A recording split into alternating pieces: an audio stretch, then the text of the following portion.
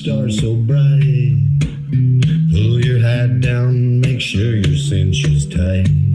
Horse is kinda snuffy, cold chill up your spine. You'll get your ass moving, son, we're burning daylight.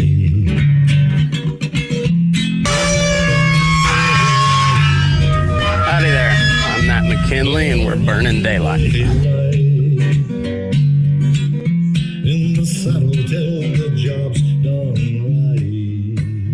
Welcome to Burning Daylight, the only podcast for the working cowboy.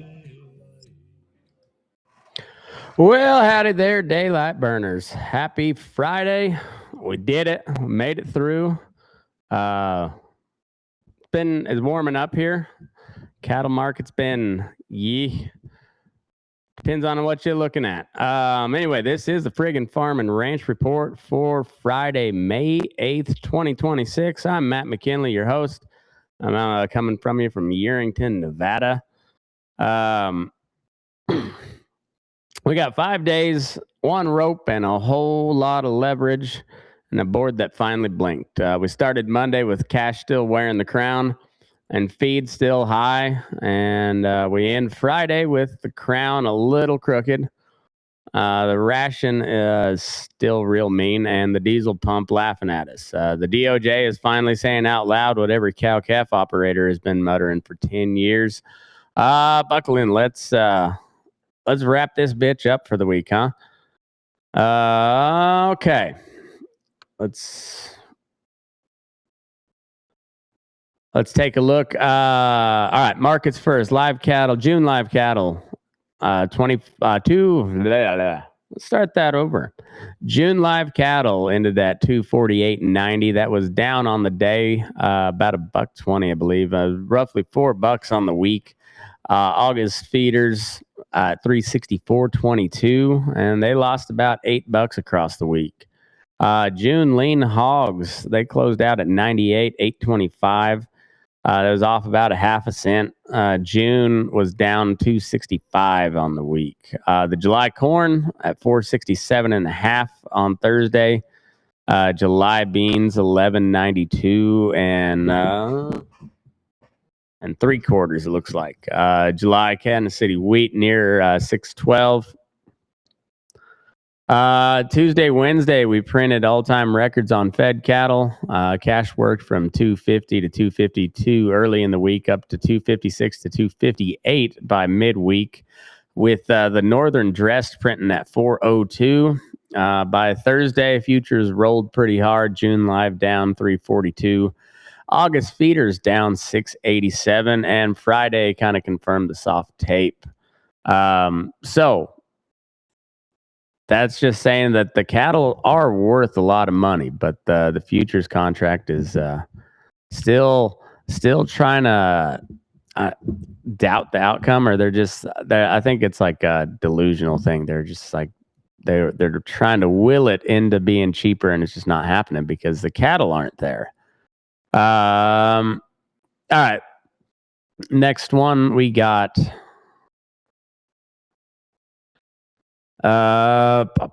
This thing is slow today. All right. So the 5 area weighted average 255.02, and the dressed at 399.08. Choice cut out at 388 or 389.02, and the select at 385.17. Cash cattle 256 to 258 in the south, and 402 dressed in the north. So for the weekend in May 3rd, we had 72,513 head.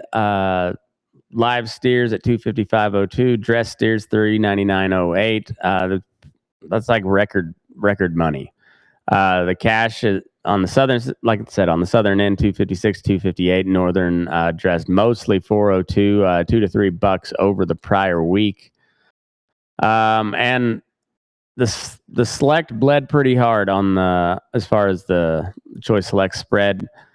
Choice was down 268, and select down 521 at 384.42.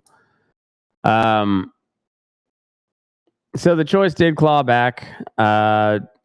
I didn't see the final today, but the slaughter for the weekly red meat production ending 425 was at 1,018.1 million pounds. Weekly cattle at 313,000 head, down 11,000 week over week, and 34,000 year over year. Cash held the line. The cutout cracked on Thursday and tried to stand back up on Friday. Cash cattle still the king. The crown's just a little bit heavier than it was on Monday. I think we are headed into a point where beef is not a commodity product anymore because we're starting to reach some scarcity, and even with all the tricks that the Packers play with these beef, those plant shutdowns, a lot of that really does have to do with the fact that there's just not enough cattle, and that's supply and demand, and when demand's high and supply is low, then prices tick up. That's the iron law of economics. Let's see. On the sale barn note, we had 6 markets that I looked at. They reported 15,240 head sold, or 47 head sold, averaging 480.78 per hundredweight. Oklahoma City West over in El Reno got 368.93 on 787 pound steers, and then we had some 1,300 pounders up in Torrington. I don't know if those must have been cull cows bringing 212.52 a hundred, but even for cull cows, that ain't a bad price. The northern barns pretty much confirmed what we saw down at Lone Star and at OKC West. Lighter runs, and the money was there for the right cattle, and then junk cattle got bid like junk. Kind of the same as it always is. On the input side of things, we're still at some form of war in the Middle East, in the Strait of Hormuz with Iran. And so that keeps a floor under your fertilizer and your diesel in particular, but just fuel and energy in general. On the diesel end, EIA average is at 564 this week. That was up 29 cents over last week. AAA average for regular gas is at 454.6. And the diesel's at 566.3. California regular, it's at 616, and California diesel's at 748.3. Good Lord. DAP, not much change on any of that stuff. And the prime and feeder notes, all the same. But put this there in the middle of the show because it's in the middle of every checkbook there. Every bill you have, every load of cattle you sell, doesn't matter. It's all of that input stuff bleeds through, and that's why they call it inputs. All right. But on the fuel and fertilizer side, it's just kind of gross. Maybe we got the new Federal Reserve chair taking office in about a week, but it doesn't sound like they're very bullish on lowering rates just yet. So we'll see how that plays out. Okay. So let's get into the domestic ag section. Our first story, we got the drought fire and the cattle crunch. It's drought fire and a tight cow herd, and that's not going to quit. But it's not just a bad fire season. It's like a structural fire season. U.S. cattle herds at 86.2 million head. That's the smallest since the Truman administration in 1951.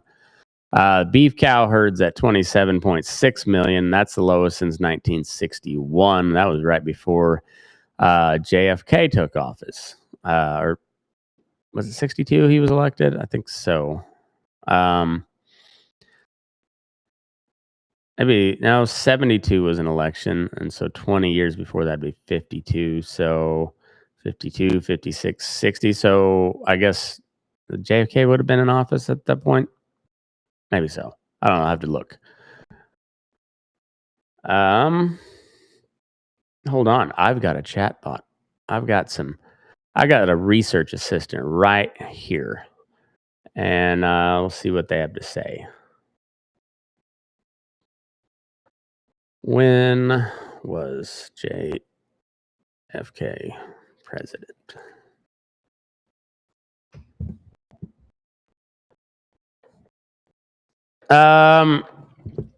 So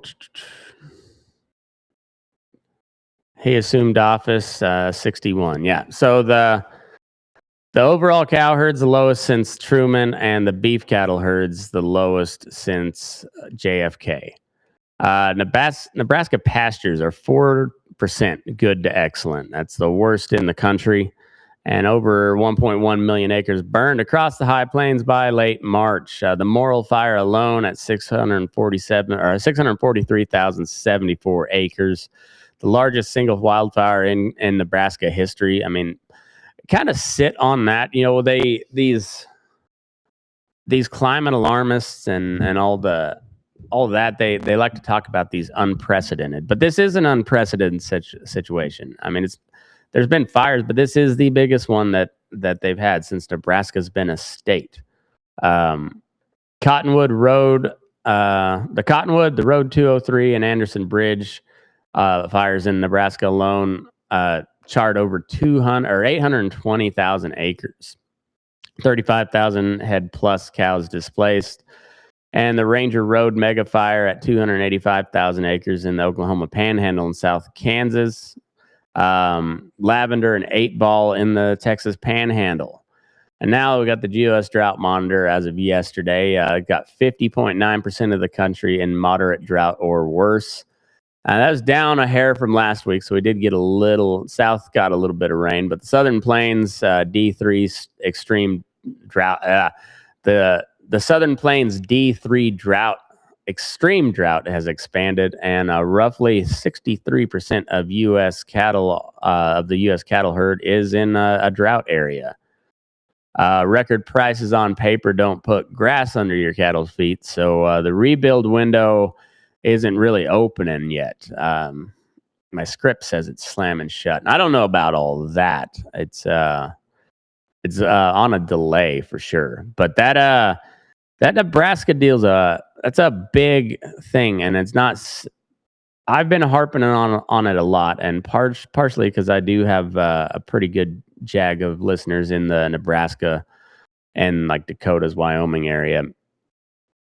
But also, there's a lot of cattle in the state of Nebraska, and there's a lot of them without any feed or place to go at the moment, and that doesn't bode well for a herd that needs to be rebuilt. All right, over on. I changed slides too soon. Okay, over on the Farm Bill, we'll cover that again in the Prime Act, and all of that was with the Big Four Packer probe. So April 29th, House passed H.R. 7567, Farm, Food, and National Security Act of 2026. That passed 224 to 200, sent it to the Senate. Section 12114 is a Prime Act pilot. So it's custom exempt plants apply through a state-run pilot to sell direct to in-state consumers. This is Thomas Massey's signature win on the Packer bottleneck. And so what this says is, like, if you are up to code as a packing facility according to your state, you can sell retail within your state without having to get a USDA inspector, and that's a good thing.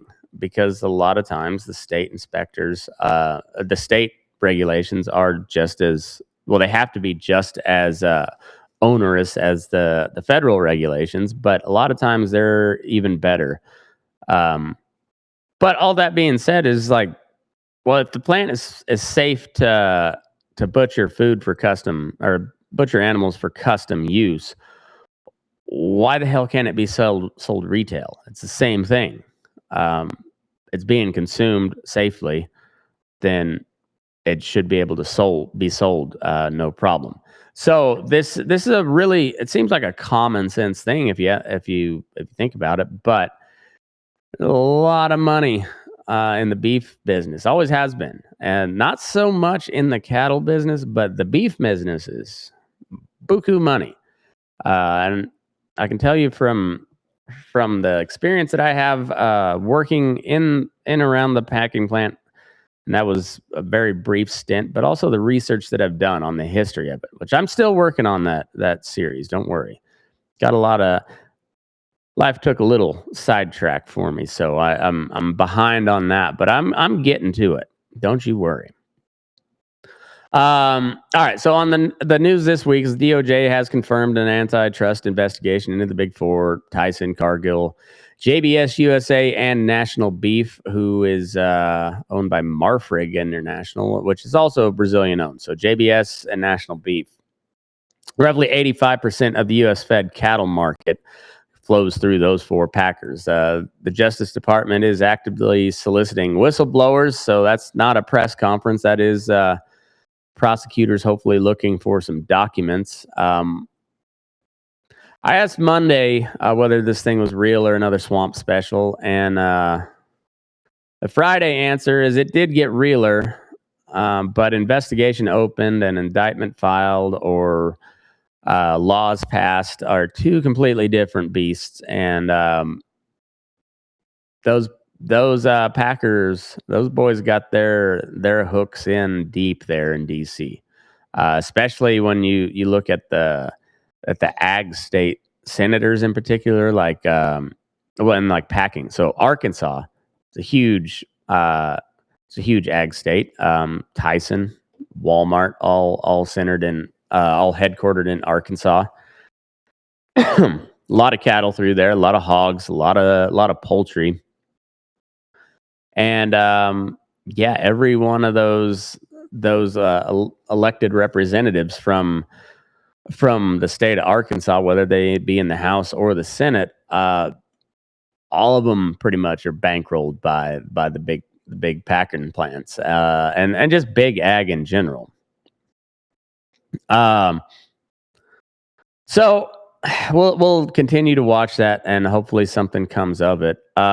And then on the farm bill itself, the Farm and Ranch Freedom Alliance and Farm Action are saying that the bill still caters to corporations and there's no real teeth on packer concentration. The Senate Ag Committee now decides whether the Prime Act survives or gets stripped. So don't be surprised to see it not get through, but let's hope.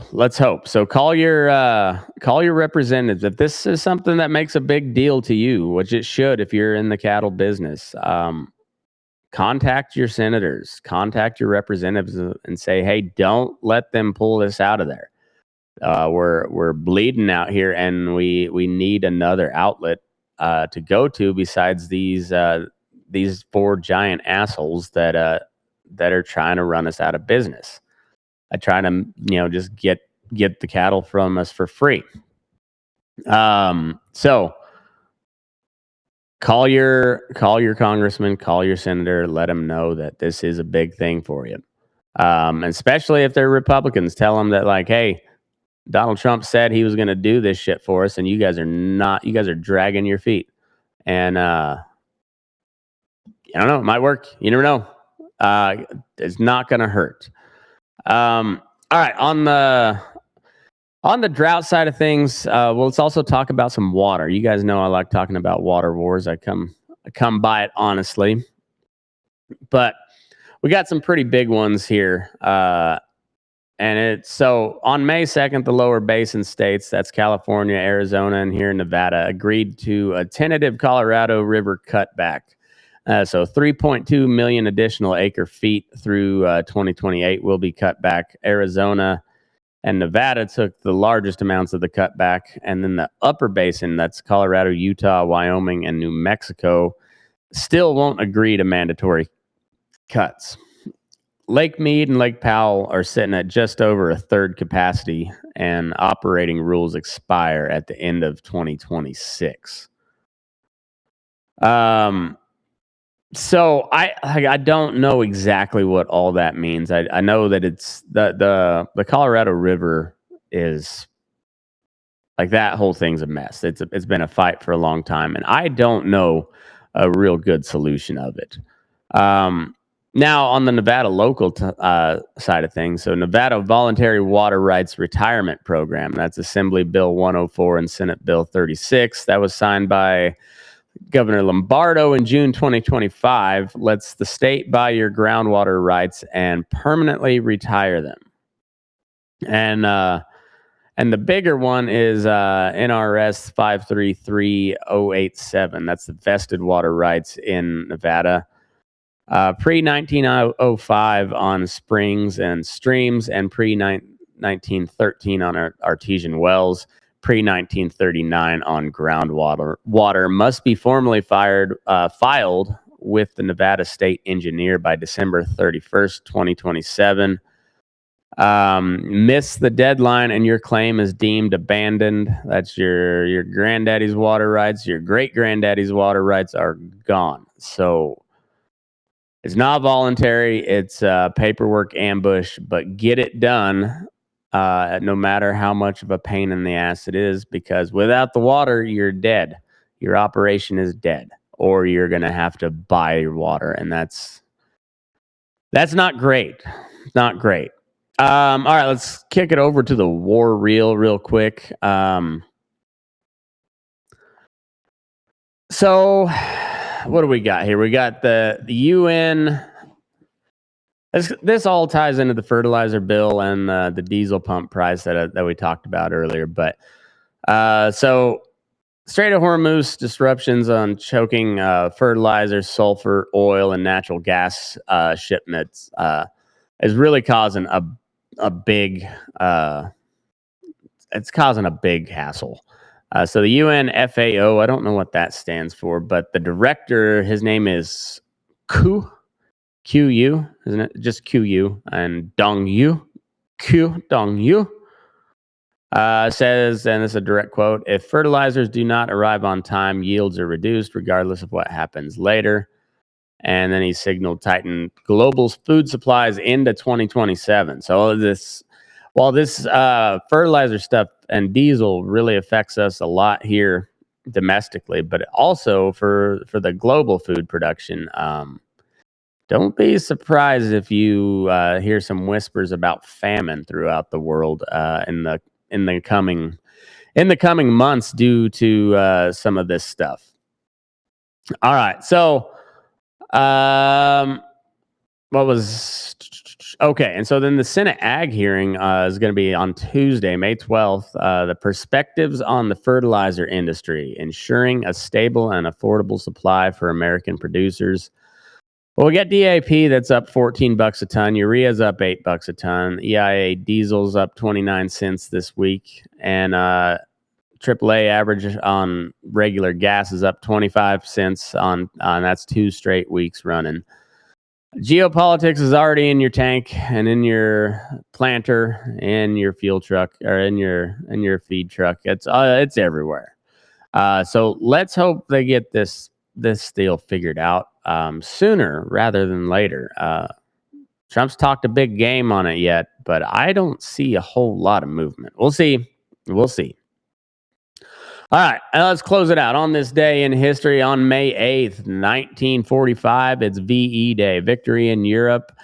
So on this day, May 8th, 1945, Germany's surrender is ratified and the war in Europe is over. American boys come home, and a whole lot of them came home to ranches, farms, small towns that had been holding on by their fingernails for 4 years.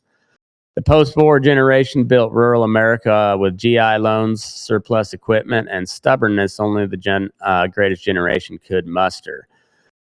81 years later, and we're still trying to live up to it. That was a tough generation, and even the ones that didn't go off to war. Like my granddad got got ag exempt, and he was trying unsuccessfully to farm wheat in southeast Colorado and southwest Kansas in the middle of that nasty ass Dust Bowl. And I never did ask him. I never got a chance to ask him. I wonder if he would have just rather gone off to the jungle, because at least you got some food on a regular basis, and you didn't have to eat the dust. But I never did have to ask. I never got to ask him about that. Anyways, that's what I got. I'm watching the A's. We're up 4-2 on the Baltimore Orioles. It is the bottom of the ninth right now. Who we got on the mound? Perkins trying to close it out. We got runner on first, one out. Ooh, nice. This ABS challenge system is fantastic. I'm a baseball old head, but I'm a big fan. Anyways, Orioles just lost a challenge. We got a 2-2 count. All right, so for next week, we're looking at cash cattle, of course. We'll look at that Senate Ag hearing on Tuesday. We'll keep an eye on this Big Four antitrust case, and then the drought monitor updates on Thursday. We'll keep an eye on the weather throughout. And then we'll keep an eye on this water issue here in Nevada and across the West. And hopefully the fuel prices decide to back off a little bit. All right, we got 2 down. Strikeout by Perk. Ooh, that was a nasty slider. Sweeper, as they call it.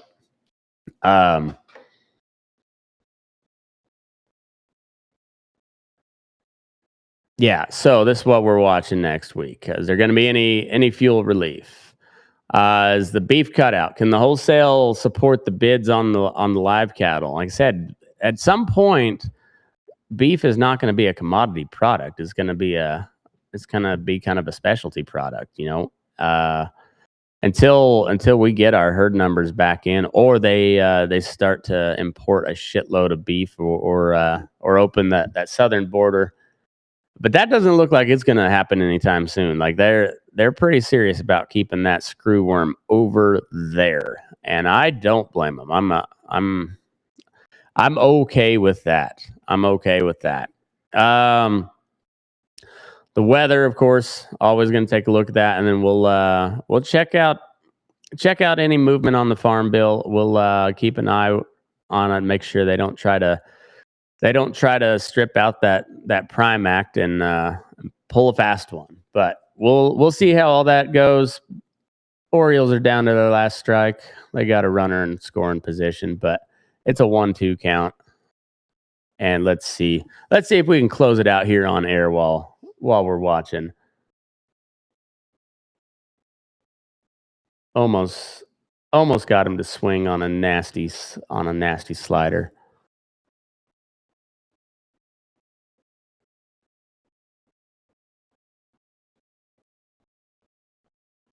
Oof. Almost again. Back foot sweeper. Almost got him to go around. 2-2 count. Basallo at the Basallo. He doesn't look all that. I guess he does look like maybe he might be some sort of Hispanic. So Basallo. Yeah, Basallo would be how you say that. All right, 2-2. 2 outs, runner on second. A's lead 4-2. Tying run at the plate. Adley Rushman on second.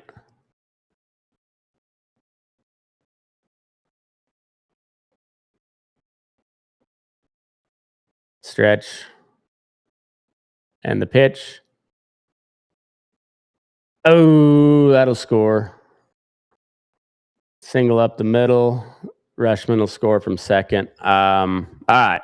I don't have anything else to keep going, and I'm not practiced up on doing my baseball play-by-play. So let's call that a day. Let's call that a week, huh? It's been a pretty good week, I think, for the first week of May. And on that note, move your ass. We're burning daylight.